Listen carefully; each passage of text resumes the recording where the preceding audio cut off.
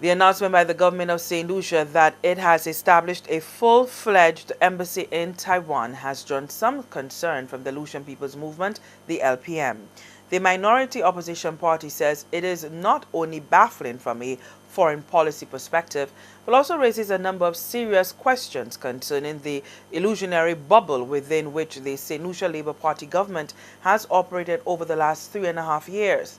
Leader Thera Prudent says in light of the fact that Taiwan is not universally recognized as a sovereign state and has yet to settle its dispute with China over its political status, the government of St. Lucia should clarify whether its decision to open an embassy in Taiwan amounts to a formal recognition or endorsement of the people, or rather of the Republic of China on Taiwan.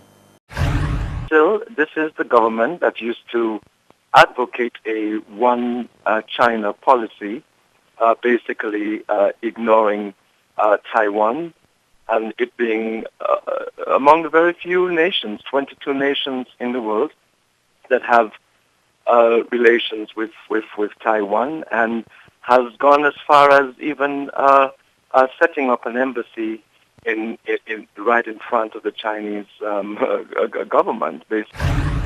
Mr. Prudent also contends that the current economic climate does not lend itself to the upkeep of another embassy. Well, at a time when it is so, we're already complaining about other consulates and embassies abroad, that is really draining the nation and not really bringing much back.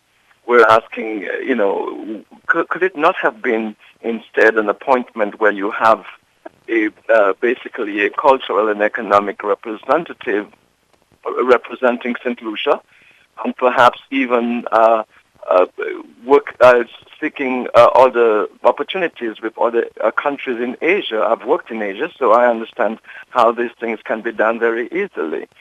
And as opposed to going the route of establishing a full-fledged embassy that will be paid for by the people of St. Lucia, unless, of course, there is a secret agreement that the government have not told us in terms of it's just they have established an embassy, but perhaps Taiwan will bear the cost of the embassy.